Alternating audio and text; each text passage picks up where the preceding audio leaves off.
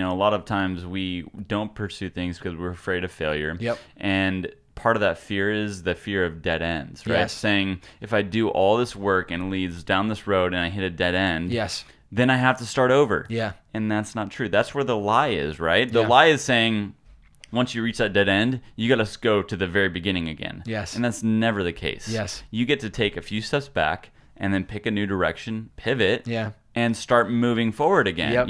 And what that journey just taught you will equip you best for that next journey that's ahead. Purpose in the youth. Purpose in the youth. Purpose in the youth podcast. Welcome back to the Purpose in the Youth podcast.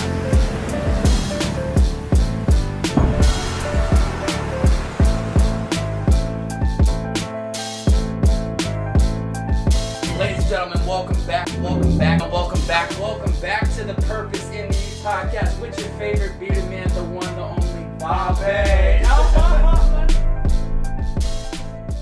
Ladies and gentlemen, welcome back to the Purpose in the Youth podcast with your favorite bearded man, the one, the only Bobbbaaaay. Today in the studio, Thane Marcus Ringler. What is going on? What's up, homie? This is a sweet time together. I'm excited for it. Yes. I'm impressed by your setup here and ready to rock it. I'm impressed by this lovely book that you have over here that we're going to get into, but I just want people to acknowledge it. If they're watching From Here to There, a quarter life perspective on the path to mastery, we're going to get into that. The first thing I kind of want to ask you is I'm pretty impressed by the amount of things you juggle. We have this lovely book that we're going to get into. You're a writer, speaker, entrepreneur, podcaster. I saw some modeling going on too. You might be hitting them up soon enough. You're an ex-professional golfer. I mean, you're doing so much. If you had to pick one thing right now for the rest of your life, what would the one thing be? That is a great question, and it's the question that I should be asking myself more of. I think it's good to juggle a lot. There's good, yeah. They're all coming together, to be honest, and they are connected. It's just it's widespread right now. It's a widespread net. The one thing for me, I love helping others. Okay. I think that's what I've realized. And so if I can facilitate that through the work that I'm doing, then really the thing that's brought me the most joy then is the collaboration, which is the combination of coaching, consulting, and creating with individuals. Yeah. And helping them be better at what they do, ultimately. Yeah. So the one thing is sharing and communicating and coaching and encouraging ideas with people to help them get better. And that does entail many things. There can be many aspects of that, but that's kind of the overall emphasis of it. And at what point do you remember, as far back in your childhood, did you start helping people? Because I find that to be something that I was doing even when I was a kid. I remember in 6th, 7th grade, I would text people, and I don't even remember. I just remember like trying to help people get through tough times, and I was just trying to be a good guy. And I don't know, but it's funny how things pan out, and then you end up running a podcast. When do you remember going back? Like, is there certain moments in your childhood that you were just helping people? Yeah, it's funny because I wouldn't classify myself as a very help-oriented or others-focused person. Being a golfer, I mean, golf is an individualized sport, and so my whole life was very self-focused. It's very much about how can I be the best that I can be? How can I win? How can I be the best competitor I want to be? It's you versus the course, literally. Yes. So it's funny. I don't necessarily. I grew up as a Christian, and I'm still a Christian. So very much in the Bible, right? It's loving God and love others more than yourself. And so it's that concept of valuing others more than yoyourself, or at least as much as we do for ourselves. And a lot of times that's hard to do. Yeah. So I think that was instilled in me growing up, and I think that I had the last couple years in the journey of professional golf, and then moving out of it into the current pursuits. It's just been amazing to see all of the gifts that people have given me, whether it be time, money, resources, energy, and coaching.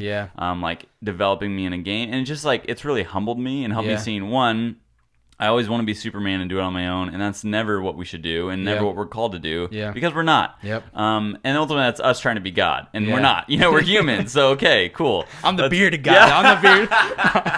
I'm the beard guy. Yes, and so it's really humbled me and shown me that, man, you're so much better with others.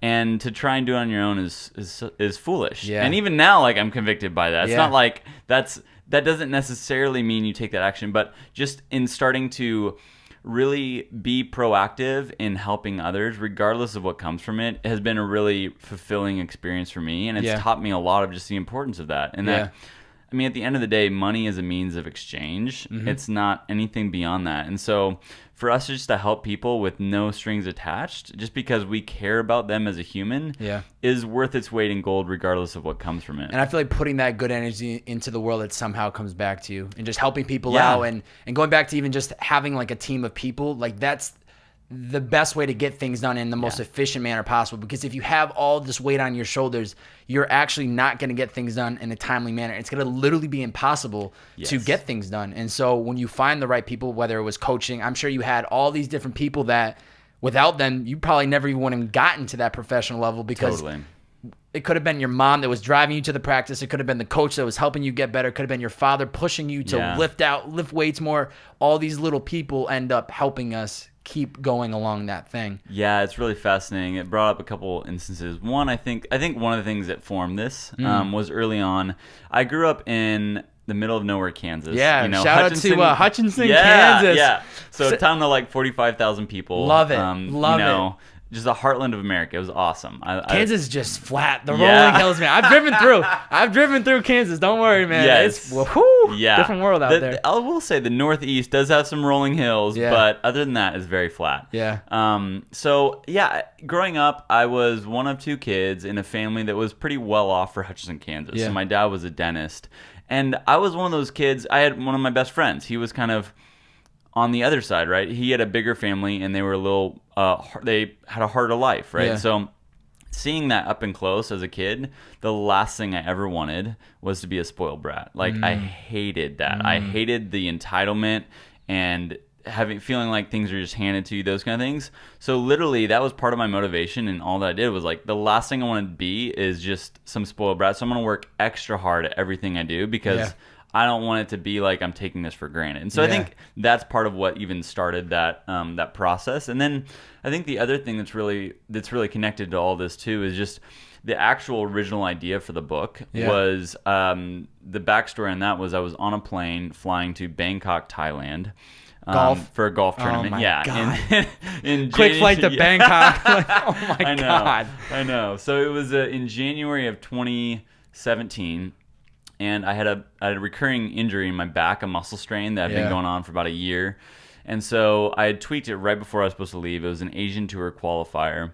And in my heart, I knew that I wasn't going to be able to compete because I had tweaked it the week before. But you still were pushing yourself to just go for it. I couldn't get my money back, so I had to give it a shot. Wow. And so I'm on the plane, and it's a long flight, and we do some of our best thinking on the plane, of course, on that perspective shift. There's no internet. Really, for most times, you don't have Wi-Fi, so you're just sitting there in your own thoughts. Yeah. Have you found the same thing, kind of? I mean, for the few times that I even do fly, it ends up being this time of, okay, I'm either going to get work done or I'm going to, try to write something down. Yeah. It definitely is, most of the times if I'm flying, it's from West Coast to East Coast. Yeah. And so I end up finding this as this reflection period of just, I'm on the plane by myself. Nobody really cares. They're all doing their own thing. So let me just talk to myself. Yeah. It's a unique combination, I think, of a group of people, all that don't know each other, all in one area, right? I think we get inspiration from each other, especially if we don't know each other. I mean, that's why working in cafes is kind of nice. And then I think the other is just it's a literal perspective shift. You're 30,000 feet in the air. It's kind of allowing you to think about things from a big picture perspective, which is kind of cool. Yeah.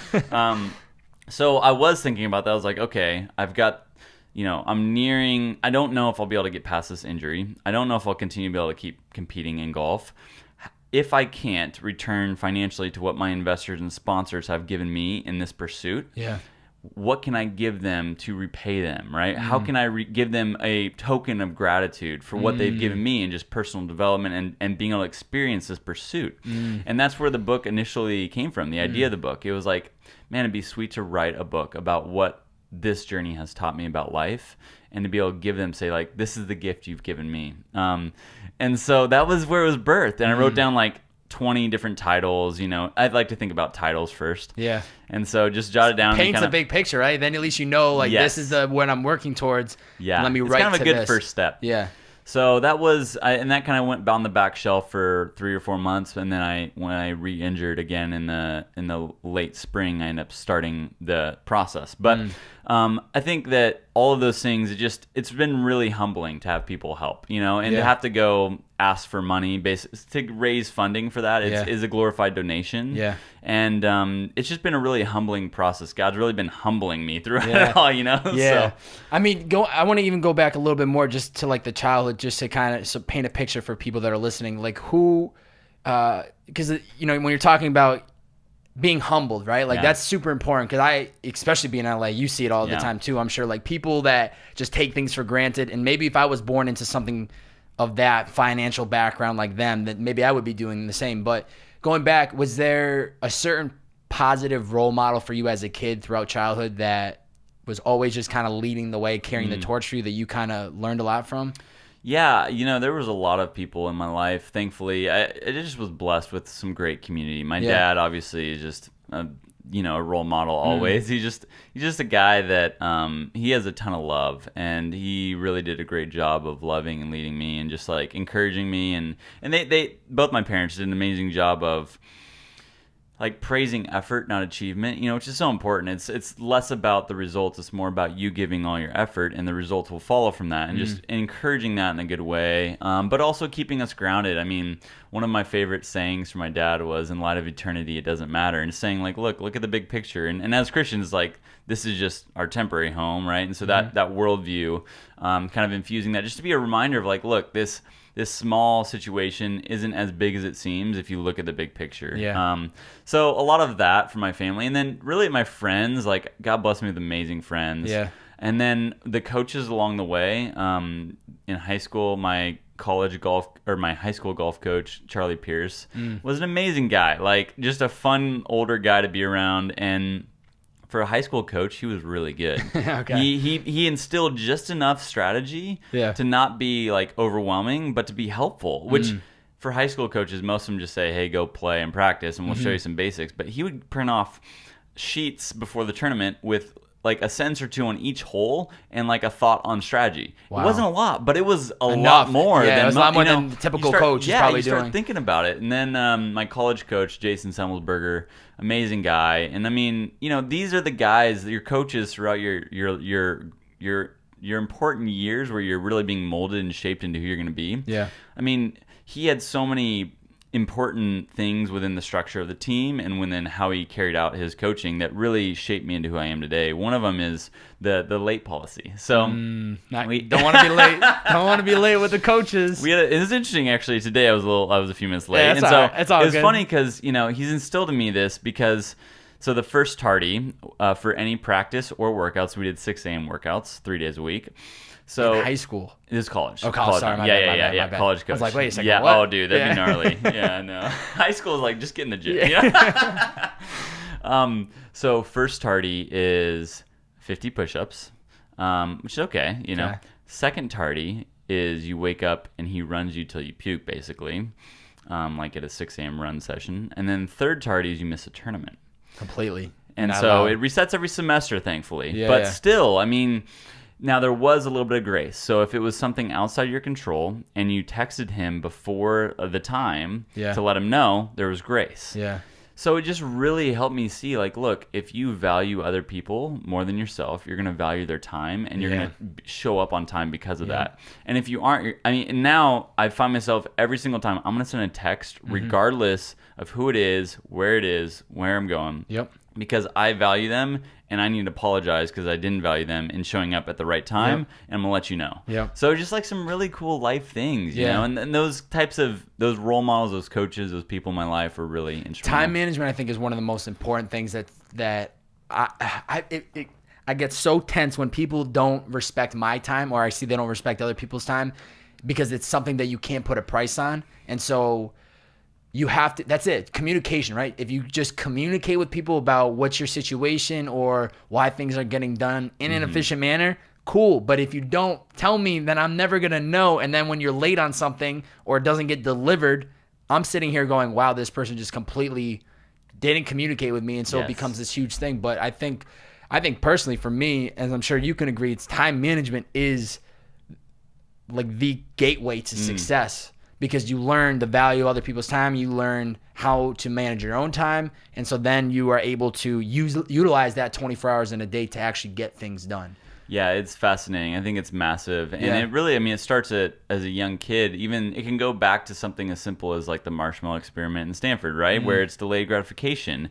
It's saying that I'm going to say no now to say yes later because there's more results. And that also goes into time management today because that's saying, look, if I can say no to these distractions that I want to do now and say yes to what's important, then later on maybe I can reward myself or incentivize myself with those distractions or I can plug them in when it makes more sense. So it's connected, I think, to discipline, right? Self-discipline. And Big word. Discipline, big word.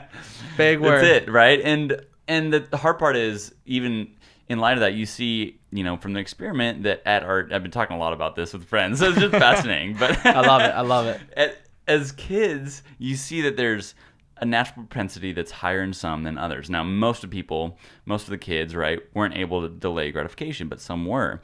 So there's a little bit of a gap there. But if you look at today's society and how everything is programmed to be faster and faster and faster gratification and giving us what we want sooner and quicker and always, it's making that little divide turn into a massive chasm between those who can and can't. And it's becoming a real epidemic that I think is a real fallout that I don't think we know what is going to come from all of that, but we see some of it. I was talking to somebody literally yesterday about this idea that because the world is shifting so fast and technology is making things literally overnight, I can get something on Amazon, it's going to be at my doorstep, that I think it's going to be a problem for us people to actually achieve our goals because we are so used to the speed that we don't realize how much work it's actually going to take or how much time it's going to actually take to get these goals. And so I love internet. I love that I can Google something, get it immediately. I love that I don't have to leave my house anymore. Everything comes to me. But I don't like where the world is going because if we don't talk about it or if people don't realize, like, it's going to take a long time to build up a podcast. It's going to take a long time to write a book. This isn't just going to get produced tomorrow. It actually, or even become professional at golf. That's years. And kids might not realize that because they're growing up with an iPad in their hands, Yeah. It's fascinating. Not to cut you off, but it's just I even wrote a blog post about this because it's funny that it surprised me, but the reality is nothing just happens. Nothing just happens by chance. This doesn't just happen. It's happened over a dozen years of Amazon building out with a massive team with books, massive amounts. Books. We started with books. And so exactly. And so it's just like I think the more we expect it, the less we see what went into it getting there, and the more we assume that it's just going to happen for any of us right away. This podcast, this setup did not happen overnight. No, it didn't. 2 years plus of grinding, literally. And people are like, oh, just for a little podcast? Yeah, that's right. You don't even realize that I started just audio. You don't even realize that I was just in a bedroom, you know? They don't really understand it. You picked up, I wanted to talk about this though. You picked up the golf club at 3 years young. Did you instantly know, like, I want to just pursue this professionally someday? Like, did it kind of slowly grow on you? Did you at one point go, I don't want to play this game anymore? Because 3 years young, that's a young age to pick up the sport and stay consistent enough. Yeah, it was. My dad got me into it. It's something fun to do with my dad outside. A lot of land in Kansas, so there's a lot of golf courses? A lot of golf courses? Yeah, we actually lived about a mile from Prairie Dunes Country Club, and this thing is one of the best courses in the world. Really? It's top 15 or 16 in the country and top like 30 or 40 in the world. So, I mean, it's just insane, right? And we're a mile away, and it's in the middle of Kansas, so it's not like this uppity country club style. It's very down-to-earth people, but an amazing course. So I think that was a big factor in it. I loved competing. Like, I'm a competitor. At the end of the day, anything where I could compete or be outside and be active, I was in. You didn't matter what sport. But I think as the years went on, I gravitated towards golf. One, because we, lived close to the course. I had a natural swing, those kind of things. And then the other thing that really has been interesting to think about more is I think because it was individualized, I like that because all control was in my hands. There's nobody to blame but yourself. Yeah, so I could control everything and felt like I could control success the most. But, but you know, it's funny because that's like the naive youth version of it. And then you fast forward to the adult version, like, this actually really sucks because there's no one else to blame. Yeah. So you have to take full ownership of it too, which is a blessing as well. But it's just funny the two different perspectives that we have on it. How did you do? How did you deal with defeat? Were you somebody that would get just frustrated and after you just leave and you didn't want to talk to anybody, or were you somebody that always would go over and shake the competitor's hand and just rub it off and go back to the course tomorrow? Yeah, I would say I was the first one for sure. I get it, man. Man, I get it. Yeah, I hated losing in anything, and I was a sore loser. I would even like not do things just so I wouldn't lose. And I would practice things just to win. You know, I'd practice playing like video games so I could be the best. I'd practice shuffling. Works. That definitely works. Yeah. Playing video games definitely helps. Yeah, and I practiced shuffling cards in grade school because I wanted to be the best card shuffler we were playing like during recess or whatever. It's just stupid stuff. Yeah. So it's kind of neurotic, but it shows the extent. Yeah. And even like into college, I really had to work on it. And now like I've gotten to a much more balanced place internally where I can play and not be bent out of shape over winning or losing. Yeah. But it was very much. You were like, I'm sick of this. I got to get back to this tomorrow. Screw everybody. I don't want to talk to anybody. It motivated me to practice and work harder, really. So it's college. You went to the Masters University out here in Santa Clarita. So you packed up the bags from Kansas, shipped out to the West Coast. You said, I need to get to that sunshine. Business admin, accounting, and finance major. You're part of the golf team. What do those 4 years look like for you? They were really cool 4 years. A lot of growth, right? I mean, that's where your most formative years are, really, as you move away from home, move away from your parents, move into a different culture, start learning about what this life looks like, what is life itself, what do I believe about life, how am I going to live, not under the confines of a family or their guidance. And so they're really growing years. Our golf team was a blast. I ended up getting to be the team captain for 2 years, which was awesome. And we got to go to nationals a couple years, which was sweet too. There was a lot of trials though, just like anything, you know. And there was one instance actually my junior year in college, and this was one of the most formative instances in my life. And it was basically, it's a Christian college, and so we had some rules that were in line with the Bible, that were school rules. And like, you know, involving drinking and dancing, all that stuff. And so as our team, when it came to spring break, we ended up deciding to not abide by the rules. And it came out. Like on the campus or outside the campus? Outside, yeah. Okay. But, anyways, all this, long story short, I was a team captain at the time. And I was involved with it all. And so we had qualified for nationals that year as a team. And then the story or all the details came out of that the week before finals and 2 weeks before nationals. So then came the time of like figuring out what the school was going to do. And long story short, ended up saying we're going to withdraw our bid from nationals this year because of it. It was a big deal. Wow. So what that also led to was us losing our chance to play in nationals my senior year. So both my junior and senior year, now we were no longer able to compete in nationals. There were a couple people on the team that weren't involved in that incident, but were affected by it, right? Because then they can't play in nationals. And man, dude, it just really rocked my world and showed me like, look, if you're going to say this is who you are, you have to live by it. Yeah. And that living this double life has no integrity, no character, is wrong, right? It's hypocritical. And it really just, God kind of woke me up and be like, look, like, it's not just about you. Life isn't just about you, and you need to care about it. Like, it's just all these things that are forming that. It was one of those kind of like pivotal turning points where like, all right, like, am I gonna say I'm a golfer, or am I gonna just kind of like play this game and just like stop messing around, you know? And as a Christian, it's like, am I gonna actually follow God or not? And so that was kind of a turning point for my faith as well, and just like really committing to my faith, but also being like a leader, understanding that I had to take full responsibility of that because I was a team leader. Yeah. And so just learning through failure. At the end of the day, we learned so much through failure, and that was one of my biggest failures as a leader, that's now informed me now on how to lead others well. And at this point in time, are you already thinking about professional golf? Because if so, I would imagine you're stressing out because these are national platforms where you can really prove yourself, get exposure. Now I'm not even allowed to play in those. This is only hurting me to turn professionally. Totally. Yeah. And I mean, I'm the only one to blame for it, right? It wasn't anyone but me. And so But it was a big question mark then. And that whole summer between my junior and senior year was a time when I was really going to determine whether or not I was going to go for it. I don't like wasting time. I don't like sitting around. And so I wanted to use my senior year, if I was going to do it, to prepare so that I can have all the funding and the organization in place so I can just turn professional after graduating. Instead of, a lot of guys will graduate and then play the summer as an amateur and then turn professional that fall and winter. So I want to just jump on it. You want to get right away. into it. So that summer, a lot of prayer, a lot of evaluation, a lot of seeking counsel from coaches, friends, family, objective feedback. Is this something I should give a go? And the resounding feedback was, yes, you've got the toolkit and it's worth a shot. So that senior year, I spent the whole year writing the business plan, making the structure, writing the business plan to become a professional. Describe to me this whole process as I can tell you're already about to get into. Totally. Yes. It's fascinating. So a lot of guys will do a country club handshake where they just go to rich guys at country club, say, hey, I want to play professionally. Will you fund it? Will you sponsor it? So it'll be like a handshake. It'll be, I'll double your money if I'm successful, that kind of thing.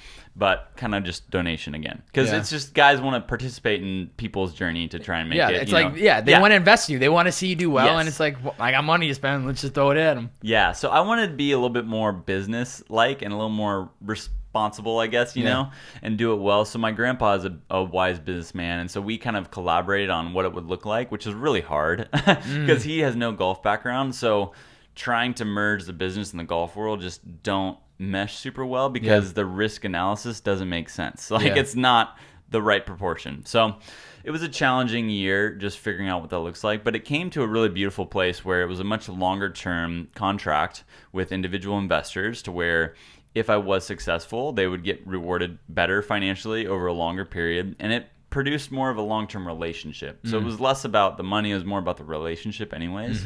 So I was really thankful and proud of what we kind of were able to develop. And then it's pitching that to friends, family, local people that we know or businessmen that may be able to fund something like this. And God blessed me with 10 to 11 sponsors. Wow.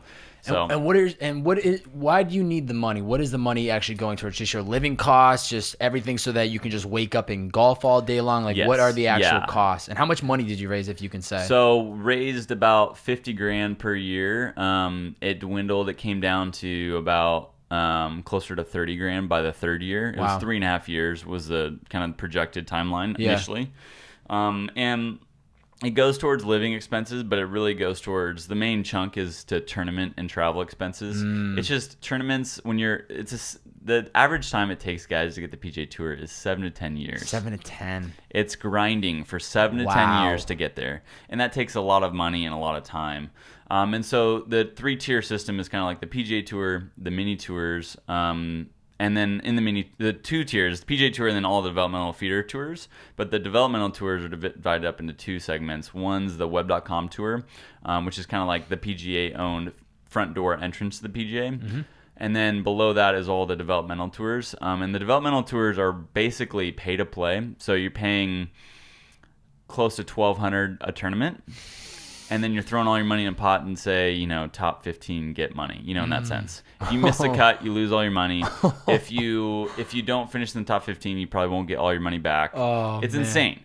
If you win, you get good money. That's it. No one else if you don't win, you don't really get that much money. Wow. So it's very cutthroat. It's very non-glamorous. And it's a ton of work and a ton of grinding. That's a lot of money just to gamble with. Yes. Because if I'm somebody that's gambling with other people's money, not only am I pissed if I didn't place top 15, I know it's all these other people's money. Yes. And so I feel like, wow, I'm not even holding my part of the deal because they're throwing down the cash, but I can't even finalize in the top 15, then that would, throw me off. Yeah. So it's dealing with a lot of pressure, not only internally, but externally. And so you're really learning how to cope with circumstances that are outside of your control. Yeah. And then controlling all the circumstances that you can within your control. Yeah. So that you can produce your best performance. Because golf is already hard enough if you're not playing your best. I played in high school. It was not good. I spent more time in the woods looking for my balls than I did actually on the fairway. Yeah. So it's a really interesting experience. You learn a lot about yourself. You have to, because if you don't, it's a mental sport, right? 95% in your mind. So that's where, again, like it was the best tutelage I could have ever asked for personal development, professional development, all the things that I'm trying to provide for people now. Yeah. Because it's all lies on your shoulder. And like, Yeah. if you don't make it happen, no one else is going to. So you have to. You have to know? make it Yeah. happen. You said it takes people average 7 to 10 years to make it into the PGA Tour. Why do you think people like Tiger, like Rory, like Jordan, like why are these people so good at it? Like, are they just lucky? Are they like, what makes them Totally. them? It's fascinating, right? There's always a 1% of the 1% that's the superstar, right? Yeah.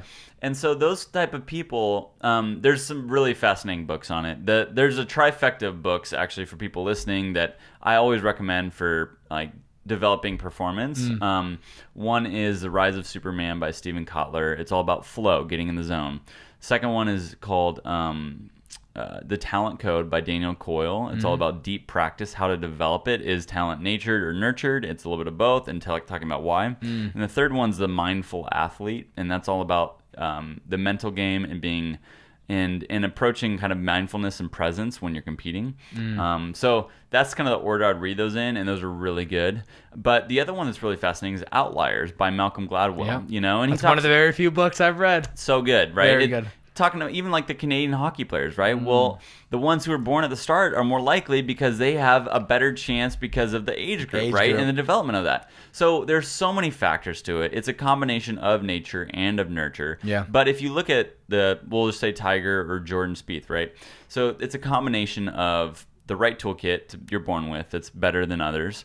But then along the way, it's those coaches, it's those people, it's that work ethic, it's the dedication. And then at the end of the day, when you get to the professional level, it's the mental side of it. And that's Yeah. it, right? Yeah. So their mindset is so refined that they can have the utmost confidence in their abilities, regardless of the circumstance, regardless of the situation, and regardless of what's at stake, even internally, because that's usually what's more at stake than money. I mean, we do want money, but internally it's that desire to win. It's the desire to win, because at the end of the day, that's what's getting them to that point. In the beginning stages, that there's no money on the line when you're in the junior tournaments or even high school. You're not sitting there like, oh, I gotta hit this so I can get the $10,000. It's just the competitive nature. The money that kind of comes along the way is just the ha-has, like, Yeah. oh, and I get paid all this money to do this, which is Yeah. kind of like a bigger lesson on life, right? You chase the passion, and somehow the money kind of always shows up, Totally. which is something that I believe in. What do you think has been one of the biggest lessons that you learned from the sport in full?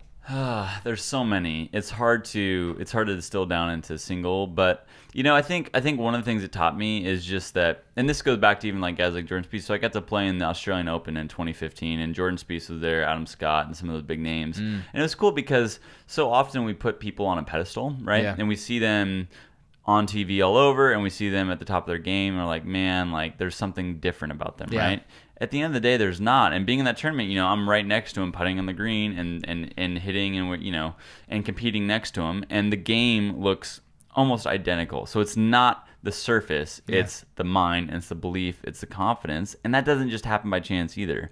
So I think at the end of the day, like what the game of golf really gave me was kind of this book, but ultimately it's taking ownership. Like at the end of the day, just taking ownership for who you are, what you're doing, and where you're trying to go. Yeah. And to understand that like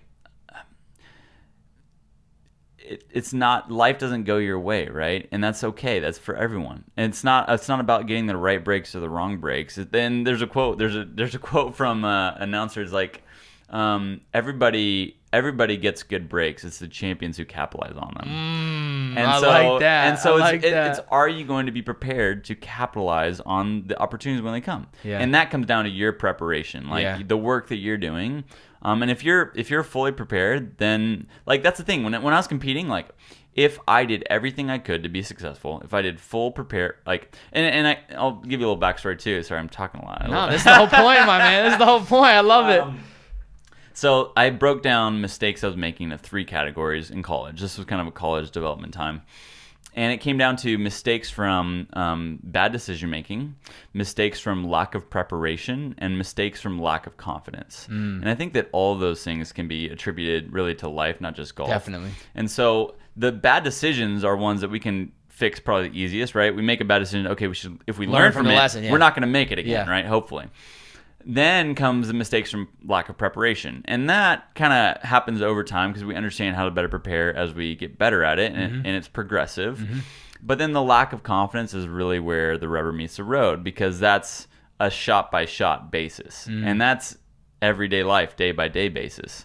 And so I think just coming down to like the fact that I can't control everything. I can't control all the variables. I can't determine fate, right? But I can determine my preparation and my mindset. Yes. And if I do that well, Yep. then I can walk with my hands wide open and say, whatever comes, praise God. I think that's probably one of the biggest shift that I've had in my life is realizing that there's a lot of things in this world I can't control, but I can control how I react to that. And so having that perspective change, you react to everything differently, and you don't get frustrated over the little things, because then when you get frustrated, it mentally throws you off, and then you're not at your highest operating level, because that one thing that somebody said to you or commented on you on social media throws you off for the entire day.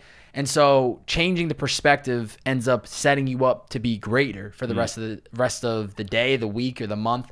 But that lesson is very important to learn, and the sooner you can learn it, I think the better off you can be moving forward. Yeah. What would you say for you on the perspective side? What has helped you in that perspective? Meditation.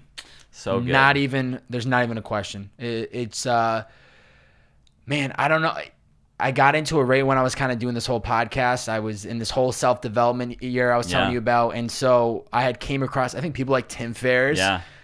Just were preaching about meditation. I said, I got to give this stuff a try. And I tried Headspace, and man, it for a long time in the beginning stages, it was this, what am I doing? I'm sitting in my room just breathing.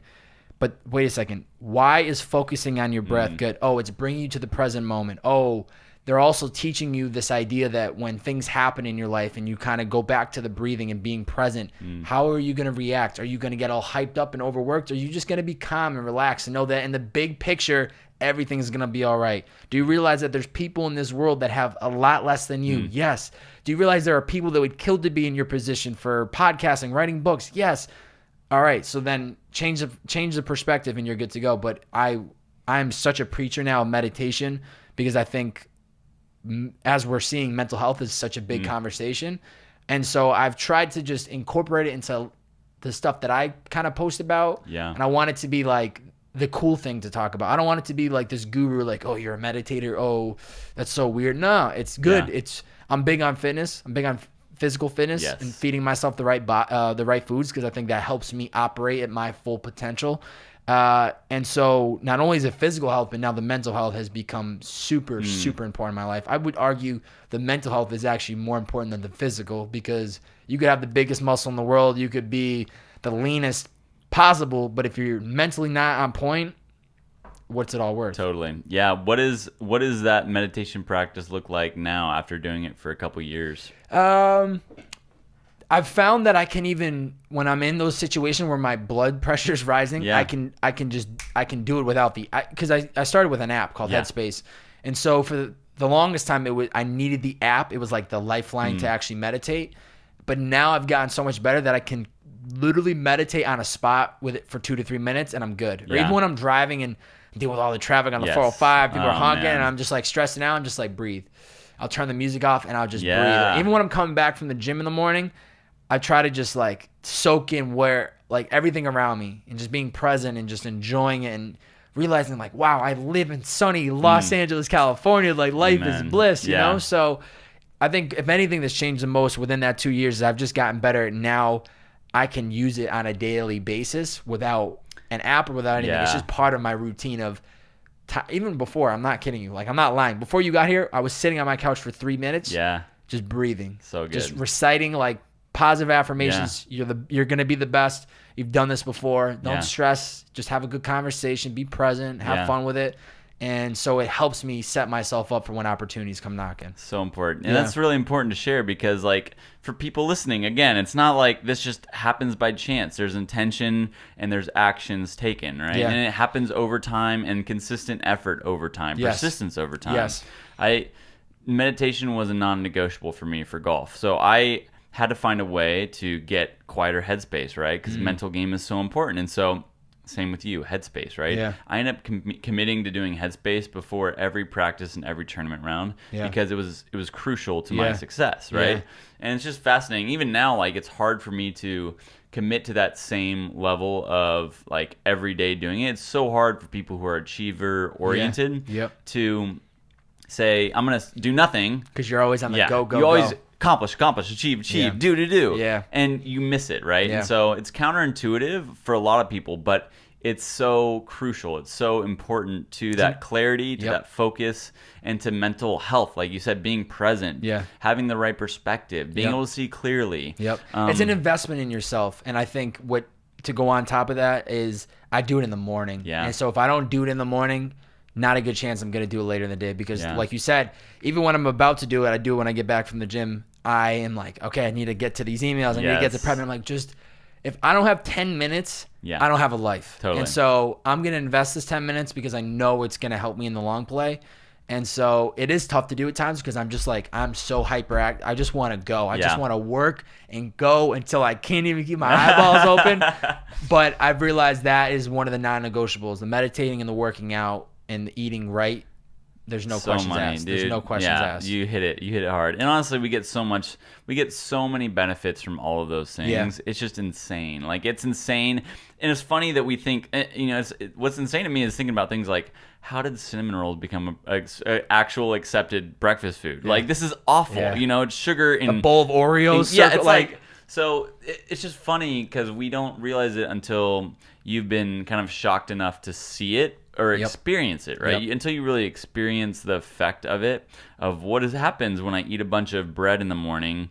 My brain starts fogging up and I get slowed down and I'm tired and Yeah. my body has to process it. Yeah. Oh, this is weird. Yeah. So it's just like recognizing and understanding the experience of it. Just like I can't hold a train of thought to save my life. This is weird. Oh, maybe I should just sit and work on meditating for a while. So and it's all these little like hacks that we kind of learn as we get older. Because I didn't know any of this stuff even when I was in college 3 years ago. Like I didn't understand. Oh, I shouldn't eat all these carbs. I should probably clear my headspace. So that's why I've tried to even make sure that during these podcasts, now I'm starting to talk about it with other people if they are comfortable with it, because hopefully somebody that's younger than me can figure this out at 18, at 17. Yes. Because now with podcasting becoming what it is, as we were talking about earlier, it's like, man, these kids are listening earlier on and they're learning things and they're hustling. And it's like, man, I was not that focused at 16. Totally. Like, God bless your soul. Keep going, kid, totally. you know? Yeah.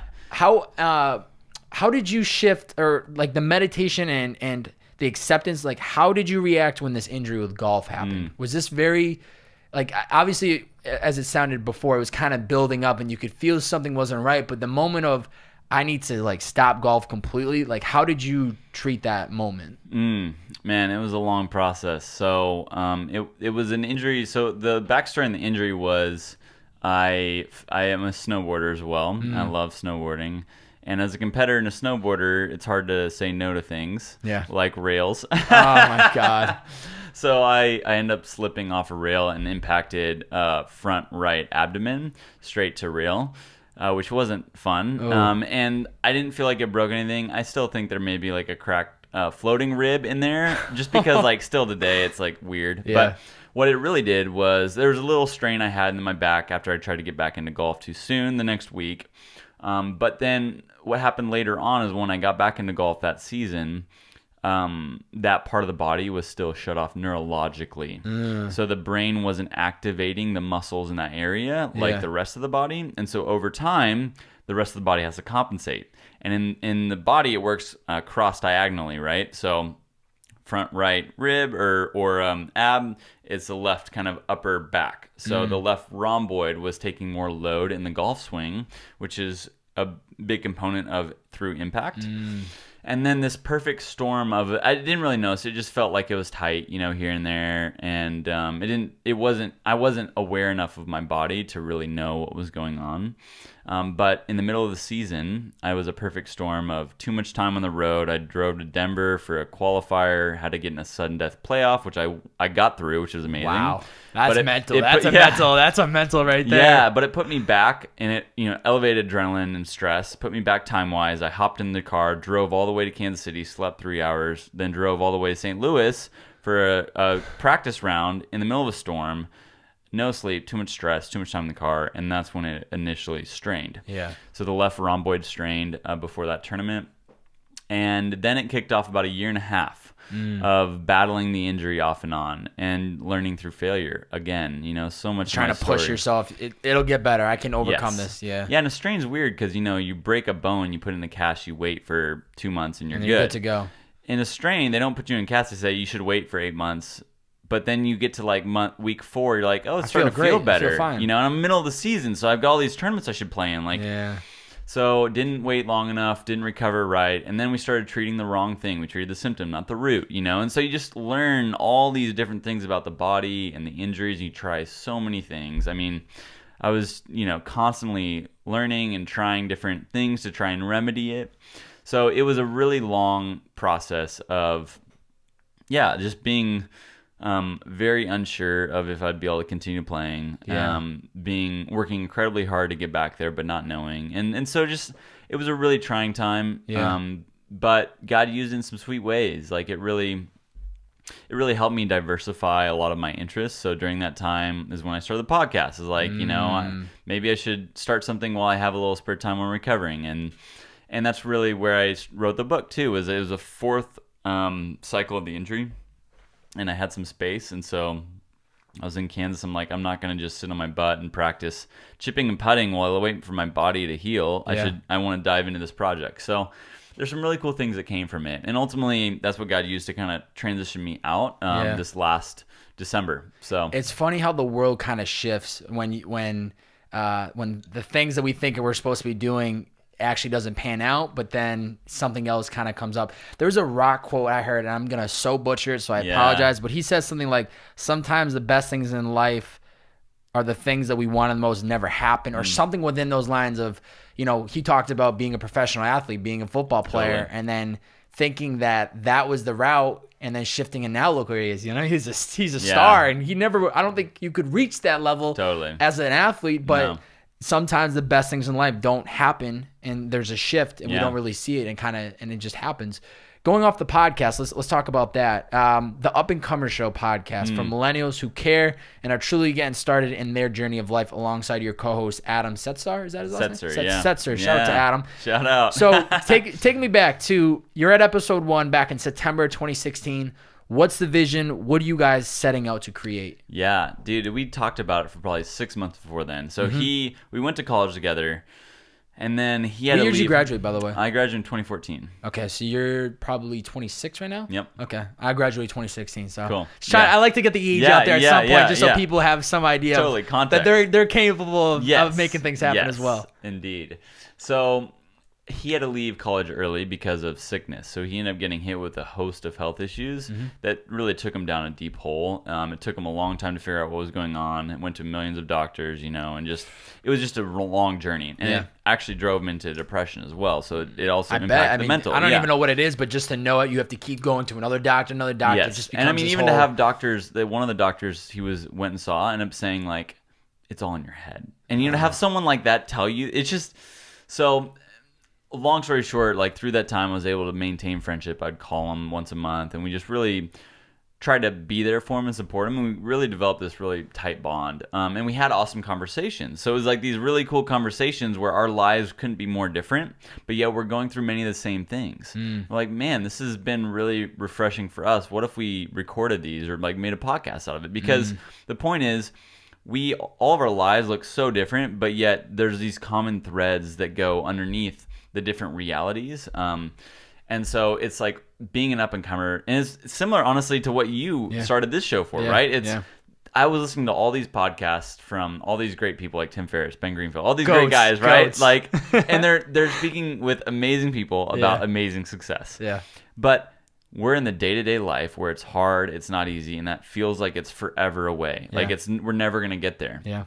And so we get all inspired and pumped up by hearing it, and then we get back to life, we're like, what the heck? Like, I'm never going to get there. And so we really wanted to make a show about the grind from the grind, right? About the process from the process, about being an up-and-comer. And it's been a passion project for the last couple of years. Yeah. We're like 75 episodes now. It's been super fun. And it's been a lot of work. I've done most of it because his life is it's been different. And so, and he's in Georgia, I'm out here. So it's been long distance as well. So it's just been unique, but it's cool now, like where it's come to at this point, because now, again, our life still can be more different, right? Yeah. I'm doing all of these entrepreneurial type things, and he's a financial planner in the South, in Georgia, and I'm in LA, the most like progressive city ever. So you have these big differences, cultural differences, these personality differences, and these life differences. It makes some really fascinating conversations. Yeah, So, and I feel like people enjoy listening, as we were talking about earlier. People just love listening into other conversations,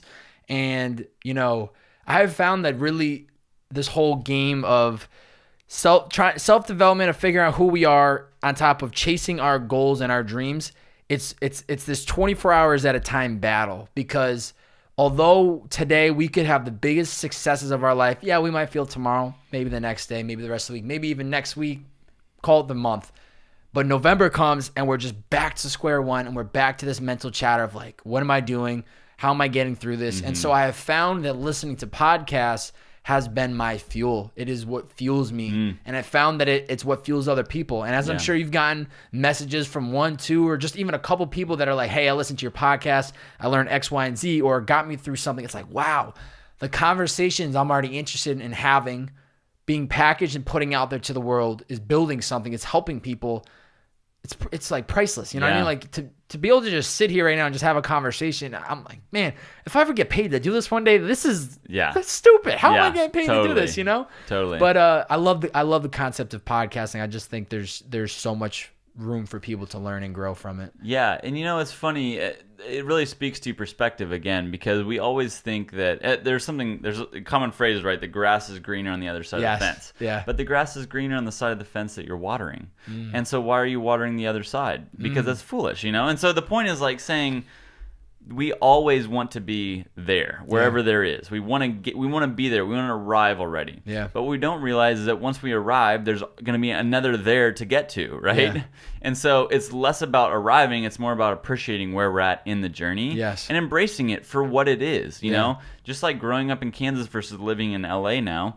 Yeah, sure, all my friends in Kansas are homeowners, and I can't dream about that for another 20 years, right? And so it's like, million cash. Yeah, it's like I that's a downside, right? Yeah. But there's also, it's a land of opportunity, so that's an upside. Yeah. In Kansas, it's much slower pace. Time is more present, right? Yeah. And people are more important. And out here, it's go, go, go, do, do, do. It's very active and achievement, but we have a hard time resting. So there's all these trade-offs. Yeah. And we just have to recognize it for what it is. Say, okay, I gain things and I lose things for living here just as much as you do in Kansas. Yeah. Awesome. Just be thankful for where you're at, That's the thing. It's like, that's when it comes down to, you have to assess what do you value and what do you want in your life. Because I'd rather right now in my life be just getting by in LA and know that I'm not purchasing anything for a long time, but I'm here. I'm where these opportunities are. Yeah. I know that these conversations and these connections are going to pay off in the long haul, but you kind of have to assess, where am I supposed to be, and does this make the most sense for me to be? What do you think has changed the most about you since starting the actual podcast? Is there any big takeaways? Has there been anything specifically for you? Yeah, I mean, a lot, right? Yeah. You learn so much, and just the conversations, like you're saying, that you get to have are priceless.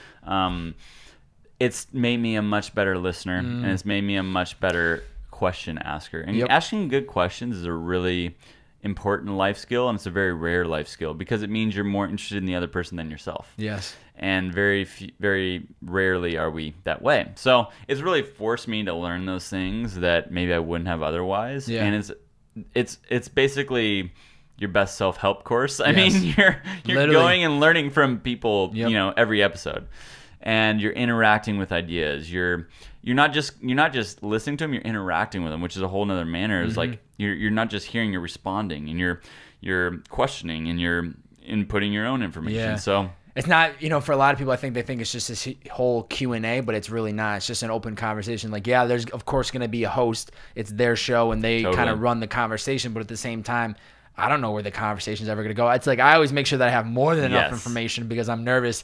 I don't want to run short, but I also don't know. I'm just going to go. I'm just going to see where it kind of goes. And that's the preparation, right? You still have to be very prepared. Yes. And doing a good interview is a skill. It's a dance, right? Yep. We talked about this before. Yeah, Like, literally. it really is a dance. And Yeah. so you don't get good at dancing until you practice dancing, right? Yeah. You don't just naturally like know the waltz and can kill it with your partner. No, it takes work. Yeah. But when you can, it's a beautiful dance. And it's a literally- piece of art, right? It is a piece of art. Let's get into Thane Marcus collaboration. I want to touch on this real quick. You do some coaching, consulting, creating, which I Yeah. think is super powerful. Why should people hire you over the next guy or gal? What do you bring to the great table? question. Well, I mean, at the end of the day, all coaching entails two things. It's accountability and objectivity. Mm-hmm. And those are two things that are very hard to get on your own. I was blessed in that professional golf really was a lot of that for me. Yeah. Like, it forced me to do things I wouldn't do otherwise Yeah. at the end of the day. And so all it is me taking the professional athlete's mindset to everyday people in everyday life. Yeah. And it's saying, look, we're better with teammates. Yep. We're better with teammates and someone to help us hold our hand and hold us accountable to what we know we should do, Mm-hmm. and also help us see more clearly what we should do, because we can't really see as clearly by ourselves. Yeah. And nowadays, so much of our work is individualized, right? Solopreneurs are all over. Freelancers are all over. Yeah. And so it's really a support system for them. And so, yeah, it's been super fun. It's been super rewarding. Why people should hire me? I don't know. Maybe you shouldn't. Like, it's really I love the it's a honesty. per case basis, you Yeah. know, and maybe I won't be best, but you don't know until a call. So I always love doing a call, getting to chat about what I'm offering and Yeah. how I can help you. And if it doesn't make sense for you, great. Like, I want to help you. Yeah. And so that's the point. Has there been like a certain type of client that you've dealt with that you've enjoyed helping the most, or is there certain people that you look for more than others? Yeah, I am. One of my key strengths is I'm just very disciplined. Like, discipline's like undergirds everything I do, just because of, again, I was forced to. I Yeah. developed that over Yeah. many years Yeah. of being, Especially that swing, man, everything. just hours, you Everything. know. So it's funny, the people that really struggle with that are the ones that I find really a lot of fulfillment working with and just helping kind of assist them. I work with quite a few creatives, so a DJ and some photographers and things like that, to where it's cool because their mind operates so differently, but it's not a bad thing, right? Yeah. It's good. And so being able to combine like two opposite minds into one to help them in a that powerhouse. way is really cool. Yeah. So bringing that discipline while they're more of that creative, it Yeah. kind of gives them that power structure that they might have been missing. Yeah, and it's not to say like you should remove that mindset. That's awesome. Like, Yeah. continue pushing into that, but let's foster that with some discipline, some habits, some routines, Yeah. and let's also get really clear about what the vision is that you really want to accomplish with your life. Because Yeah. most of us, until someone forces us to sit down and be clear about it, Yeah. we don't lay out the vision. Like, what is a 10-year vision? I don't know. know. Like, I don't you know. know. Yeah. And so it's just getting clear about it, because again, clarity is what helps us travel down the road more efficiently and effectively. Because you know where you're going. You Yes. know what you need to add to you and what you don't need. Yes. Keep the vision clear. X out all the stuff that you don't need in your life and just keep chugging along. Yeah, my brother-in-law, he's a business and executive coach, so I learned a lot from him just secondhand over the last year or two, seeing him in that journey. And the thing that he said, he was on my podcast as well, and the thing that he said that was so powerful is that at the end of the day, there's one guarantee in life: something will happen. Something's gonna happen. Now it's up to you to decide what it is and if that's good or bad, right? So, and the other thing he says, it's really powerful, just to quote him again, John Roberts, he says, your life is exactly the way you want it to be. Yeah. Because it's all about your actions, right? Your Yeah. actions reveal, it's a results-based view of the world. Yeah. So it's some challenging things to really, but they're mindsets and perspectives that are so empowering if you can take ownership of. Yeah. I like that quote because there was one I also read about recently. It was just like you are exactly where you need to be doing exactly what you should be doing. I think that what they're trying to say in the quote is that whole presence of just don't stress about where you're not yet. Don't stress about what's happened in the past. Just worry about where you are right now. You're doing what you need to do, and that's exactly where you're supposed to be. But I think it's that openness of the possibilities of where you could go. Yeah. Are supposed And to also motivate like you, being uplift you. honest, being Yes. honest with ourselves. Like when you hear your life is, you hear people saying, man, I wish this or that. And you hear your life is exactly what you want it to be. Like, Well, it is, Yeah. you know, because you're the one in control of it. You're are in you charge. are you actually taking action, or are you not Yeah. taking action? I want to get into the book because I know we got to make sure we run good on time. From here to there, for people that are Holler. looking. Oh my God, this is so baller. My man got himself with the cross on the back. If sure. you're You watching got a mean visually, mug, you know? this is some real deal stuff, man. I'm impressed. I know we kind of got into kind of why you started, but could you talk about the process of actually making this? Like how it was about 18 months in the making. Yeah. What was the most difficult part, and just kind of go anything within this. It is really difficult. Like, it's not an easy thing. This is crazy, man. And it's funny, like, now 200 pages, ladies and gentlemen, 200 pages. It's so challenging. I would say that not everyone can write a book, but everyone that can should. It's just a great process to learn about yourself in it. Who should write a book then?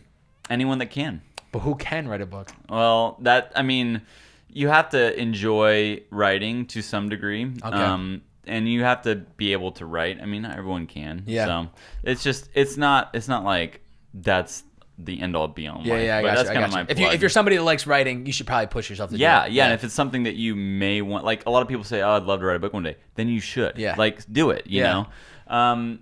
The hardest part. Starting is one of the hard parts. Just starting. That's a life lesson. It takes right there. forever just to start, right? Yeah. And even with the podcast, right? It took Yeah. us 6 months to launch. And there's a quote. Who was it? I can't remember the exact attribution. I think the founder of LinkedIn, maybe. He said that if you're not embarrassed or ashamed of your first product, you waited too long to launch. And That's great. it's I true. couldn't agree more. Yeah, I know. I look back on some of the early episodes. I'm like, what Don't were we perfect doing? it. You know? Don't Yeah, perfect yeah. it. Just start. Another one, prolific's better than perfect. So that's another good quote. But starting, and then there's a book by Anne Lamott called Bird by Bird, and she has a chapter called Shitty First Drafts. And it's true. Like, every first draft is going to be bad. Yeah. And I remember after I wrote it, I felt pretty good about it, and I took some space away and then came back and read it again, and I was just like, wow, this is awful. Like, I can't believe that I thought this was good. I have no idea how to make this good. Yeah. And that's actually the hardest part, I think, is because then you get this puked out chunk of draft, and then you have to figure out what is the best way to turn this into something that's readable, digestible, and entertaining and fun to read for others. And that is just a very long, brutal process of refining, culling, adding, refining, culling, adding, and getting feedback, and then making all these decisions. It just takes a long time. So, and I would imagine the process for even just to sit down and write is different for everybody. Because I would personally know that if I was going to write a book, I'd have to get up early and do it and write before I do anything else. Kind of the same type of thing or we were talking about earlier, I think before the podcast, but like I operate best creatively in the morning when I haven't checked social media and all that. But I would imagine that has got to be, and I think Tim Ferriss talks a lot about this in the Tribe of Mentors, of just how to write and when to write and what fuels you, what inspires you to keep going. I would imagine that was probably a tricky game of figuring out when is the best time for me to write, what's inspiring me to write, because you can't, especially with something like that, like you have to be somewhat motivated to do it. Totally. But also I think it's important too, I'm sure, just write a couple sentences and then it just gets the blood flowing and you keep pushing and pushing. Yeah, I mean, not every day we wake up feeling great about what we're doing, right? It doesn't matter if it's writing a book or doing a podcast or doing whatever job it is you're doing. Yeah. There's days you don't want to, but those are the most important days to do it, because that's when the real fruit of that labor comes from. That's the discipline again. You know, it's the discipline of doing what you don't want to do. Yeah. There's another quote, James Clear, one of my favorite blogger, writer guys. He said that soon is not a time and some is not a number. You know, it's like you have to get really clear about it and you have to just commit and do it. And so that commitment, that day-to-day doing the work is where the fruit lies. And it's like going to the gym, right? Yeah. The real fruit of the gym is that 10th rep. Yeah. And it's just the 9 reps to get there. They're only to get you to that 10th rep. Yeah. And then when it's really hard, that's when it matters, you know? So how do you think this book is going to help people, for the ones that take the time to read it?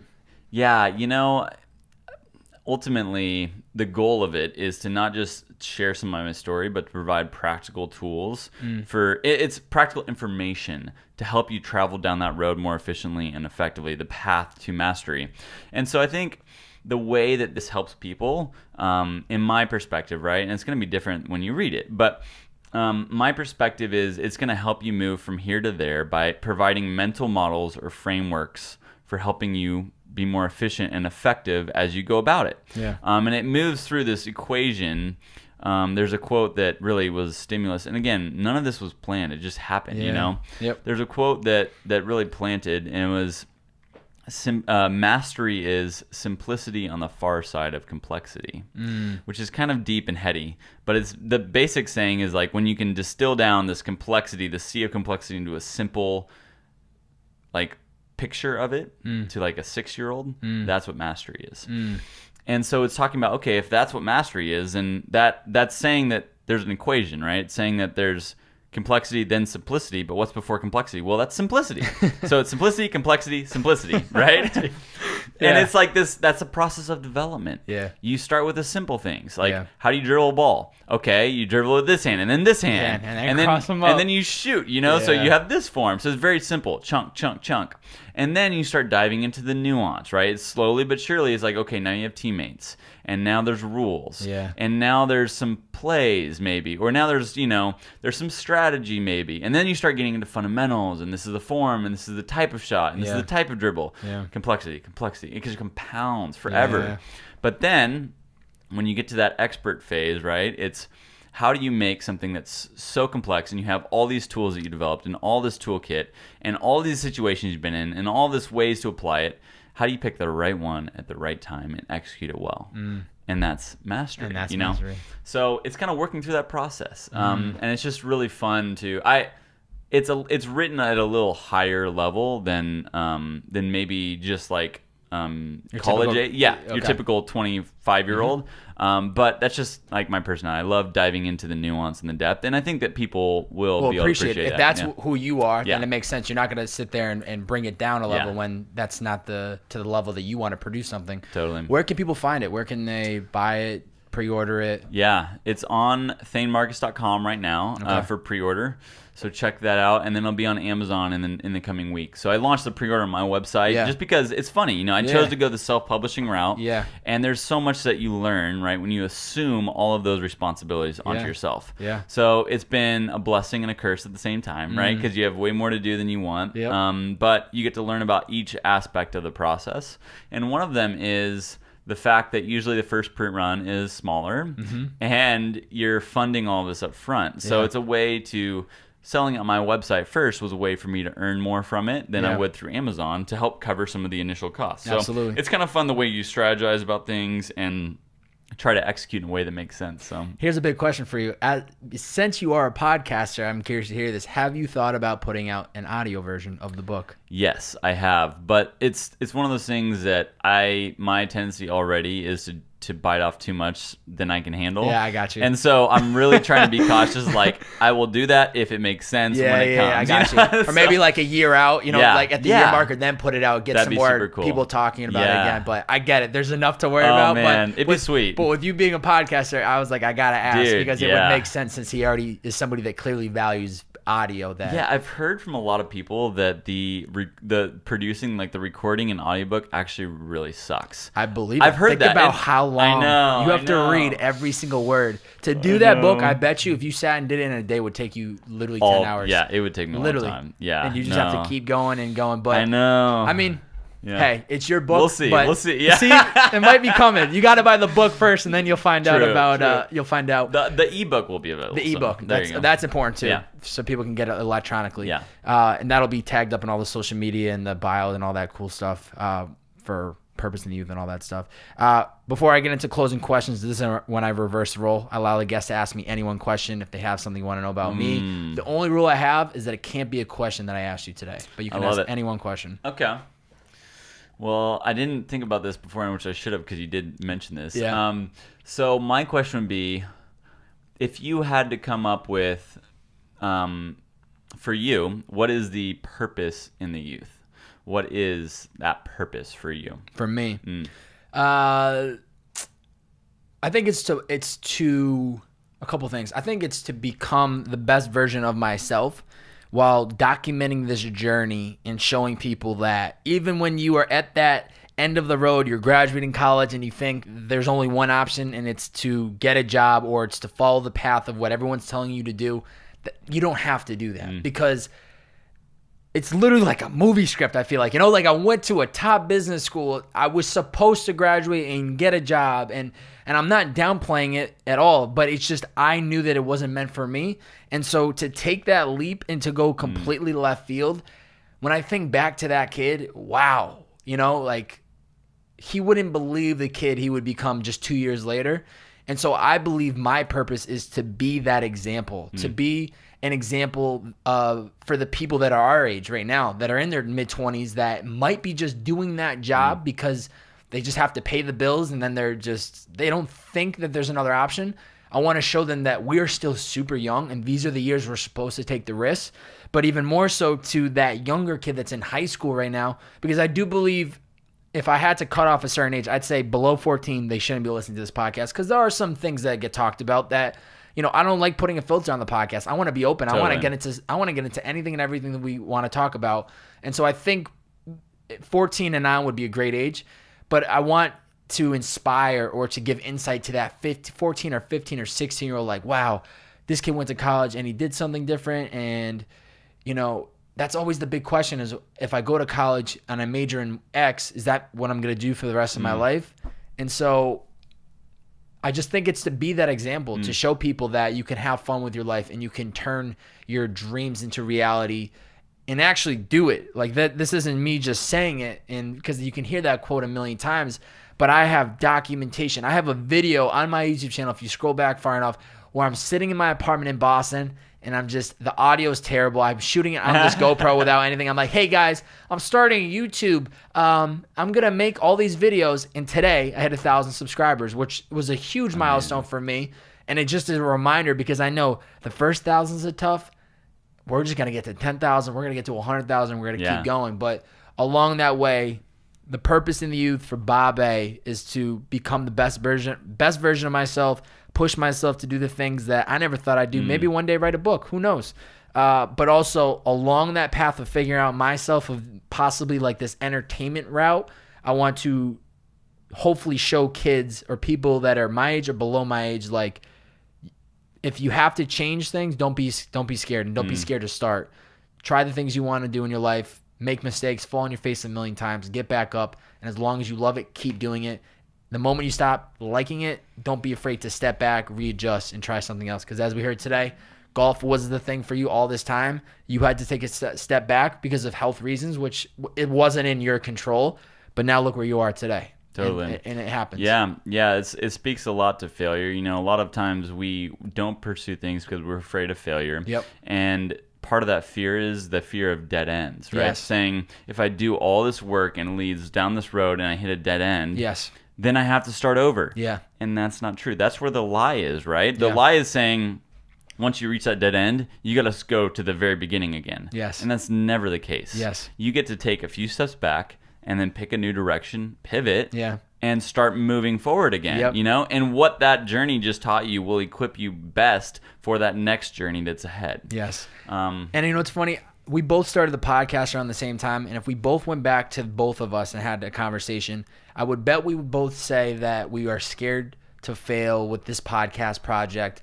And I bet today we can both agree on the fact that I'm not scared of failure whatsoever at all. I actually can't wait to fail, because I'm going to know this didn't work. I need to readjust and try something else. Yeah. And so the failure should excite people. It should excite them because, wow, I pushed myself so far to do something that I actually fell. Yeah. Okay, let's pivot. Let's try something else, or let's just take a step back and reassess. But you have to fall in love with that process, because I'm not afraid of it anymore. Yeah. But I still remember that day. Even it took me months to launch this. Like, man, I'm gonna start a podcast. I'm not gonna know what I'm doing, and I still don't know what I'm doing. Yeah. But I'm not afraid to push myself and just keep digging down this line of podcasting and just see where it kind of takes me. Yeah, I love quotes. Quotes are like my You're favorite great. thing. You got tons of them, man. You like could my do a jam. quote book, and I would buy it. I freaking love it, man. The one that really I use a lot is Bill Gates said that. Ooh. Yeah, I know, right? Bill Gates. Dun dun dun. Dun. He said that people often overestimate what they can do in 1 year and underestimate what they can do in 10. And that's so true. Like, this is great talking about it, but then to do it again takes years, like we've done, of work and years ahead of work to turn it into even more. Yeah. And if we can think about that, okay, if I commit to this for 10 years, what we can accomplish, and not get lost on the side of, man, just 1 year down the road, man, I'm still so far away. It takes a long time to build something, Yeah. Building takes years of work. Yeah, and you got to fall in love with just the little wins along the way that keep you going, and that's what fuels you and keeps you pushing and keeps you operating. Yeah, and that's like the motto, because I like to pick words of the year. It's like a easier form of a New Year's resolution. You can hang on to it. I like that. So my word of the year this year is build. Build. And it was funny because at the start of the year, it's like, okay, I'm building into what's next. It's going to be exciting. Yeah. And it was going good. I'm like a couple months in, like, okay, I'm building, And then you get to about halfway and you're like, oh yeah, this whole year is about building, and like I already want to be done building, But no, it's gonna be this. It's gonna be even more than that, That's a word for your lifetime. Yeah, it is. But the keys that have always been kind of simmering below that have just continued to be reminding myself of is it takes patience and persistence. Yes. And if I can have patience and persistence in my building, then I can withstand whatever comes my way, and I can endure well, and I can succeed in what I'm building, just by focusing on those kind of two keys. Yeah. Where can people find you on social media? Everything, plug it up. At Thane Marcus is all the socials. ThaneMarcus.com is a website. That's where I house everything. You can send me emails on there. You can check out my coffee business. I have a side coffee business. Yeah, we didn't get into that, unfortunately. Yeah, no. Collaboration Coffee. You can check it out on that website too. It's been fun. But yeah, I would love to hear from you guys, and shout out to Bobby for having me on. It's been a fun time. Absolute pleasure. Thank you. Before I ask the last question, thank you for coming in today. This has been great. I think the big takeaway for a lot of people will be the amount of things that you're juggling. I have a lot of respect for people that hustle. And to see and have somebody in here that does all these different things, writing, podcasting, speaking, we didn't even get into any of that, an entrepreneur, professional golfer, like it just shows you that you can try a lot of things and push yourself to do a lot of things, but it also shows you like this whole pivot of being the professional golfer and then going somewhere.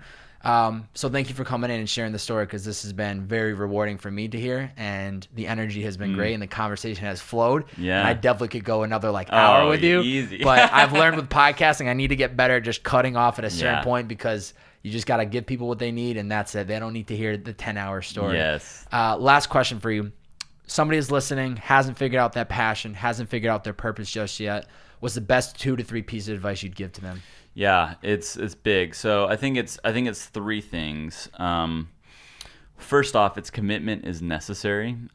You have to be committed to, and I think before that is just like understanding yourself, right? Knowing yourself, so self-awareness, knowing how you're gifted, equipped, called, who you're called to be, and leaning into that. But then when you pick that, is commitment is necessary. Like if you aren't committed to something, you're never going to see the true fruit of it, and it has to be for a long enough period of time to see the fruit. Fruit doesn't grow overnight; it grows through seasons, right? Yeah. So that commitment is so hard to have, especially the younger we are, because again, it feels like failure, dead end, scary, right? Yep. So commitment is necessary. Failure is likely, and that's a good thing. Failure is likely, that's okay. It's not about the failure or the success itself, because the last thing is that learning is the journey. Like learning is a thing that is the journey. It's like everything we do in life is going to teach us, and we're going to grow, and we're going to learn. And it's amazing, right? So like, it's just like, I don't know. It makes it, those 3 things, if you can understand that commitment's necessary, failure is likely, and that learning is a journey, I think that it makes the path a lot easier. It's like, okay, I'm equipped. I can do this now. I'm gonna pick a path. I'm gonna commit to it. I'm gonna be okay if it fails, and I'm gonna focus in on learning, because I'm gonna learn a ton along the way. Yeah. So, Thane Marcus Ringler, absolute pleasure, brother, man. Thank you for coming on the show. I appreciate it. Thanks for having me. We'll catch you guys next time. See ya.